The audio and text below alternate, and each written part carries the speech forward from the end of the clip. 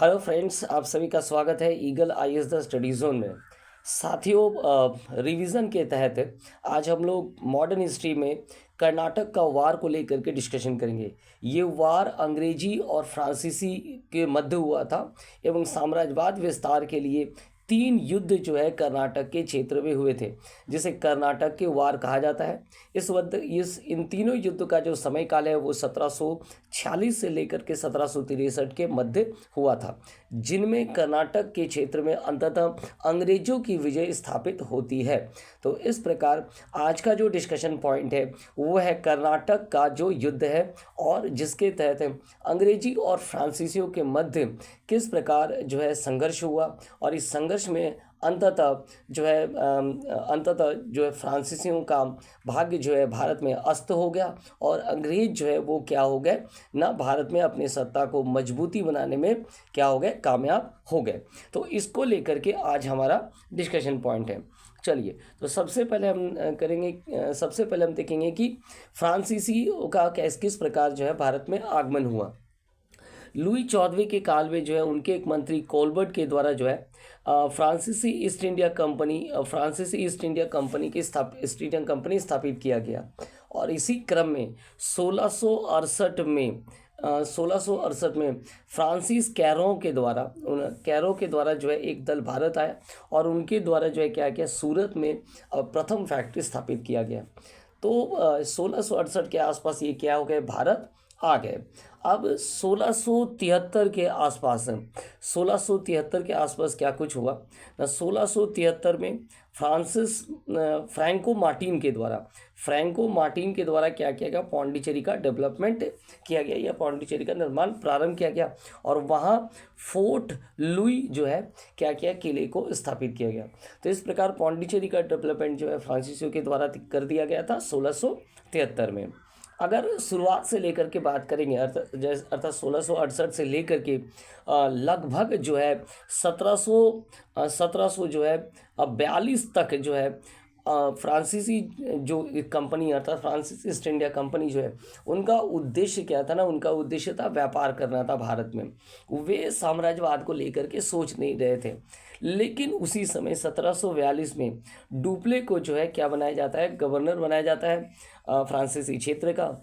और डुप्ले के द्वारा प्रथम बार जो है अपने व्यापार नीति में परिवर्तन करते हुए साम्राज्यवाद नीति की ओर जो है आगे बढ़ाया जाता है। अर्थात वे अब जो है अपने साम्राज्यवादी क्षेत्र का विस्तार करने के लिए भारतीय जो राजनीति है उसमें कूद पड़ते हैं, और अंततः इस क्षेत्र में, अर्थात कर्नाटक के क्षेत्र में, तीन युद्ध अंग्रेजी और फ्रांसीसियों के मध्य होता है, जिनमें भारतीय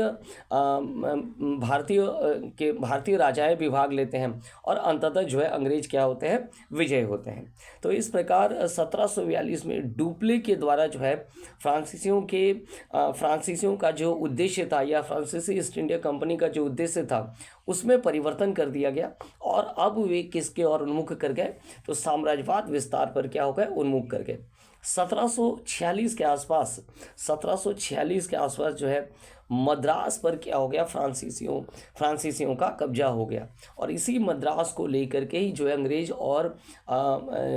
और फ्रांसीसियों के मध्य क्या हो गया, युद्ध प्रारंभ हो गया। तो चलिए, ये जो तीन युद्ध हुआ था उसको लेकर के हम लोग डिस्कशन करेंगे। तो तीन युद्ध कौन कौन से हुए थे, तो सबसे पहला युद्ध था फर्स्ट कार्नेटिक वार, जिसे हम कह रहे हैं 1746 से लेकर 1748।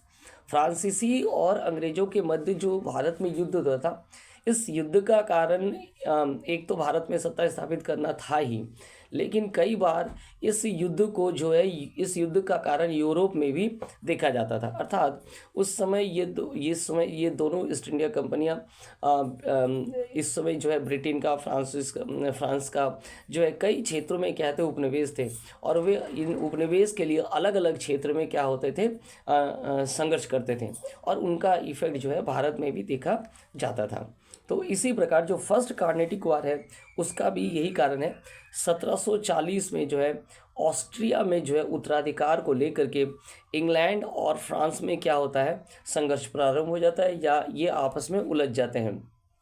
इसी स्थिति के तहत जो है भारत में भी देखने को मिलता है, जहाँ फ्रांसीसी क्या होता है और अंग्रेज जो है आपस में संघर्ष की स्थिति में पहुंच जाते हैं।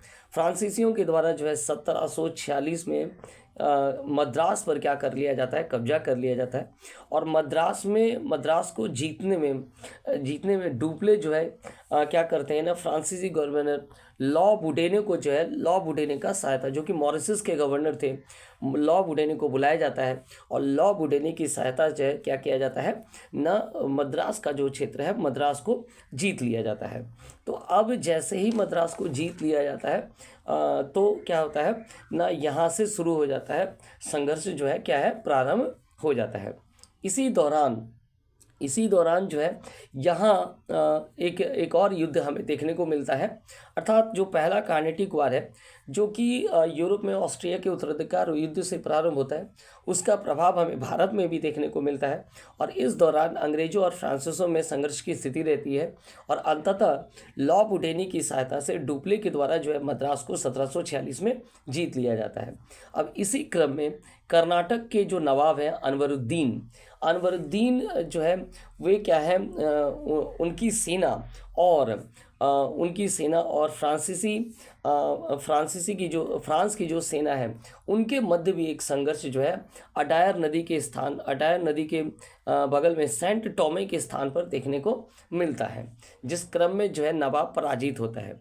फ्रांसीसियों की ओर से जो है कैप्टन पैराडाइज के नेतृत्व में इस सेना का नेतृत्व किया जाता है और नवाब अनवरुद्दीन को क्या किया जाता है, कर्नाटक के नवाब अनवरुद्दीन को पराजित किया जाता है। तो इस प्रकार जो फर्स्ट कार्नेटिक वार है उसमें ये देखने को मिलता है कि फ्रांसीसियों के द्वारा मद्रास पर कब्जा कर लिया जाता है एवं कर्नाटक के नवाब अनवरुद्दीन को जो है पराजित करते हुए ये दिखाया जाता है कि फ्रांसीसी सेना क्या है ना, काफ़ी अनुशासित है और जो है काफ़ी शक्तिशाली है। तो ये युद्ध जो है 1748 में, ये जो संघर्ष की स्थिति हमें देखने को मिला 1740 से ऑस्ट्रिया के उत्तराधिकार युद्ध से शुरू हुआ, वो 1748 में जो है क्या होता है, एक्सला सेपल की संधि से क्या होता है, वो समाप्त हो जाता है, जो कि यूरोप में संपन्न होता है।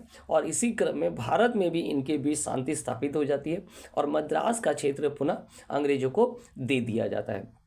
तो इस युद्ध में किसी को फायदा नहीं होता, लेकिन भारत में डुप्ले की जो रणनीति थी, साम्राज्यवादी नीति थी, वो क्या होता है, सफल होता है और वो जो है फ्रांसीसी ईस्ट इंडिया कंपनी को या फ्रांसीसियों को भारत में जो एक मजबूत और मजबूती के साथ जो वे क्या करते हैं ना, भारत में कदम रखते हैं या साम्राज्य विस्तार में कामयाब होते हैं। चलिए अब हम लोग देखेंगे कि किस प्रकार सेकेंड कार्नेटिक वार हुआ था। सेकेंड कार्नेटिक वार जो है काफ़ी लंबा देखा गया था और इसमें कई कर्नाटक और हैदराबाद के जो उत्तराधिकार का संघर्ष देखने को मिला था और अंततः जो इसका परिणाम हुआ था उसे भी हम लोग क्या करेंगे, देखेंगे। चलिए, जो सेकेंड कार्नेटिक वार है वो 1749 से लेकर 1755 तक हुआ था। हालांकि ये युद्ध यूरोप में नहीं, इसकी जो पृष्ठभूमि थी वो कहाँ तैयार हुआ था ना, ये भारत में ही इसकी पृष्ठभूमि हमें देखने को मिला। और मूल रूप से कारण क्या है ना, कर्नाटक में भी उत्तराधिकार का युद्ध सत्ता का संघर्ष प्रारंभ हुआ और हैदराबाद में भी जो है सत्ता का संघर्ष क्या है, प्रारंभ हुआ। तो क्या कुछ हुआ, कौन किसके साइड को लेकर करता था, अंग्रेज और फ्रांसीसी भी इसमें कूदे, तो उन्होंने किसके तरफ साथ दिया और ये जो संघर्ष है किस प्रकार संपन्न हुआ उसको लेकर के डिस्कशन करेंगे। चलिए, तो कर्नाटक का जो सेकेंड वार है जो कि 1749 से 1754 में हुआ, वो भारतीय परिस्थिति के कारण क्या हुआ था, उत्पन्न हुआ था। सबसे पहले अगर हम बात करें कर्नाटक के नवाब अनवरुद्दीन अंग्रेजों के द्वारा जो है, सबसे पहले अगर हम बात करेंगे अंग्रेजों ने अर्थात ईस्ट इंडिया कंपनी के द्वारा जो है कर्नाटक के नवाब अनवरुद्दीन एवं हैदराबाद में नासिर जंग का साथ दिया गया। कर्नाटक में जो नवाब अनवरुद्दीन थे उनका साथ दिया गया अंग्रेज़ों के द्वारा, ईस्ट इंडिया कंपनी के द्वारा, और साथ में जो हैदराबाद में नासिर जगह इनको जो है अंग्रेज़ों के द्वारा साथ दिया गया। वहीं अगर हम बात करें फ्रांसीसियों की, तो फ्रांसीसियों ने हैदराबाद में जो है मुजफ्फर जंग को साथ दिया और कर्नाटक के लिए अगर हम बात करें तो कर्नाटक में चंदा साहेब का साथ दिया। तो दोनों आपस में एक दूसरे के जो है अलग अलग हिस्से को लेकर के जो है क्या है सत्ता के संघर्ष में उलझ गए। अब इस युद्ध में देखा गया कि 1749 में अम्बेर के युद्ध में जो है नासिर जंग मारा जाता है और अम्बेर के युद्ध में जो है अनवरुद्दीन मारा जाता है एवं 1750 के आसपास जो है नासिर जंग भी मारा जाता है। तो अनवरुद्दीन और नासिर जंग जो है क्या है प्रथम फेज का जो युद्ध है वो फ्रांसीसियों के पक्ष में रहा और देखने को मिला कि अनवरुद्दीन और नासिर जंग दोनों क्या हुआ मारा गया। और इस विजय के फलस्वरूप डुप्ले का जो ये विजय हुआ इससे क्या हुआ डुप्ले को जो है उत्तरी प्रदेश का क्षेत्र प्राप्त हुआ और कृष्णा नदी का जो दक्षिणी भाग है उस क्षेत्र का उन्हें क्या किया गया ना गवर्नर बना दिया गया। सबसे बड़ी कामयाबी क्या प्राप्त हुआ ना बूसी के नेतृत्व में जो एक सेना जो है हैदराबाद में रख दिया गया। तो इस प्रकार जो फर्स्ट फेज़ का जो युद्ध हुआ जिसमें अंग्रेज़ों ने जो है कर्नाटक के नवाब अनवरुद्दीन और हैदराबाद में नासिर जंग का साथ दिया, वहीं फ्रांसीसियों ने चंदा साहेब और हैदराबाद के मुजफ्फर जंग के पक्ष में युद्ध लड़ा। इसमें डुप्ले की रणनीति काम आई और अम्बेर के एक युद्ध में अनवरुद्दीन और 1750 में नासिर जंग भी मारा गया। तो इस क्रम में डुप्ले को बहुत बड़ी उपलब्धि जो है क्या है प्राप्त हुआ, लेकिन ये उपलब्धि बहुत क्षणिक समय के लिए था। बाद में देखने को मिला कि फ्रांसीसियों का जो ये विजय है वो धीरे धीरे बदलता हुए जो है क्या हो गया ना अंग्रेज़ों के पक्ष में चला गया। और वो कैसे हुआ ना फ्रांसीसियों और चंदा साहेब, ठीक है, फ्रांसीसी और चंदा साहेब ने क्या किया ना त्रिचिनापल्ली का घेरा डाला, लेकिन ये घेरा जो है क्या हुआ असफल हो गया, अर्थात युद्ध में वहाँ उसे घेरा को हटाने में असफल हो गए। और इसी दौरान क्लाइव के द्वारा जो है अराकाट का क्षेत्र जीत लिया गया, अर्थात त्रिचिनापल्ली में जो संघर्ष चल रहा था उस स्थिति को हटाने के लिए उन्होंने अराकाट के क्षेत्र को जीत लिया गया। और यहाँ ऑलरेडी फ्रांसीसी और चंदा साहेब जो त्रिचिनापल्ली में क्या है वो असफल हो चुके थे। 1752 तक क्या देखने को मिला ना फ्रांसीसी सेना ने जो है अंग्रेज़ों के सामने जो है वे पराजित हो गए या अंग्रेज़ों के सामने उन्होंने हथियार डाल दिया। तो इस प्रकार फ्रांसीसी कंपनी का काफ़ी क्या हो गया इस युद्ध में लॉस हुआ। और इस लॉस के कारण जो डायरेक्टर्स हैं उन्होंने 1754 में वो क्या किए ना उन्होंने 1754 में डुप्ले को जो है वापस बुला लिया और गॉडियो को भारतीय क्षेत्र का क्या बना दिया ना गवर्नर घोषित कर दिया। तो गॉडियो आए और डुप्ले को क्या कर दिया गया वापस कर दिया गया। तो इस प्रकार ये जो सेकेंड जो कार्नेटिक युद्ध है वो 1755 में पौंडीचेरी के एक अस्थायी संधि के माध्यम से जो है समाप्त हुआ और सभी अपने अपने क्षेत्र में वापस चले गए। तो ये एक जो है काफ़ी लंबा संघर्ष था जिसमें जो कि भारतीय परिस्थिति में उत्पन्न हुआ, जिसमें कर्नाटक और हैदराबाद में जो है उत्तराधिकार को लेकर के संघर्ष हुए, जिसमें अंग्रेजी और फ्रांसीसी कुछ थे और अंततः अंग्रेजों ने जो है डुप्ले को परास्त किया। और यहीं से प्रारंभ हो जाता है कि फ्रांसीसियों का जो है धीरे धीरे क्या हो गया भारत में जो है सूर्यास्त होता चला गया। चलिए अंततः हम लोग देखेंगे कि थर्ड कार्नेटिक वार में क्या हुआ। थर्ड कार्नेटिक वार जो 1758 से लेकर 1763 में हुआ, ये भी यूरोप में ही प्रारंभ हुआ था, अर्थात 1756 में यूरोप में सप्तवर्षीय युद्ध प्रारंभ हुआ और इसी सप्तवर्षीय युद्ध में आपसी संघर्ष का जो परिणाम है वो हमें कहाँ देखने को मिलता है, भारत में भी देखने को मिलता है। 1757 के आसपास अगर बात करें, अर्थात पहली और दूसरी में अंग्रेजों की स्थिति अलग थी। अंग्रेजों ने दूसरी युद्ध में भी कर्नाटक के क्षेत्रों में अपनी आधिपत्य को स्थापित कर लिया था। उसी क्रम में 1757 में जो है क्लाइव के द्वारा बंगाल के क्षेत्रों में भी अधिकार कर लिया था। पलासी का युद्ध हुआ था 1757 में 23 जून और उन्होंने बंगाल को जो है अपने कब्जे में ले लिया था और वे अब बंगाल में किंग निर्माता के तौर पर थे।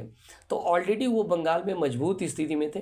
तो बंगाल का जो पावर था या बंगाल की जो शक्ति, उनको बंगाल में जो धन प्राप्त हुआ था उस धन के सहायता से उन्होंने कर्नाटक में उसको यूज़ किया और कर्नाटक में अंतिम तौर पर क्या हुए विजयी हुए।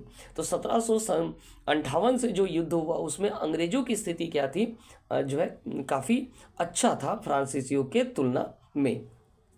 1758 में क्या हुआ ना, काउंट द लाली को जो है फ्रांसीसियों की सरकार ने भारत भेजा, और वो जैसे ही आए उन्होंने फोर्ट सेंट डेविड को जो है जीत लिया या कब्जा कर लिया। इसके बाद जो है लाली के द्वारा तंजौर पर क्या किया गया ना, घेरा डाला गया। लाली ने तंजौर पर घेरा डाला, लेकिन ये घेरा तंजौर और मद्रास दोनों पर क्या है घेरा डाला, लेकिन ये घेरा असफल हुआ, अर्थात इस घेरे पर वे जो है सफल नहीं हुए। दोनों स्थानों पर उनको जो है क्या प्राप्त हुआ, असफलता प्राप्त हुई। और इसके बाद लाली के द्वारा एक और गलती कर दिया गया कि उन्होंने हैदराबाद से जो है किसे बुला लिया, बुस्सी को वापस बुला लिया। जैसे ही हैदराबाद से बुस्सी को वापस बुला लिया तो वहाँ का क्षेत्र संपूर्ण जो है खाली हो गया, और अब अंग्रेज जो है उन क्षेत्रों पर कब्जा करने के लिए और भी संघर्षरत होना प्रारंभ हुए।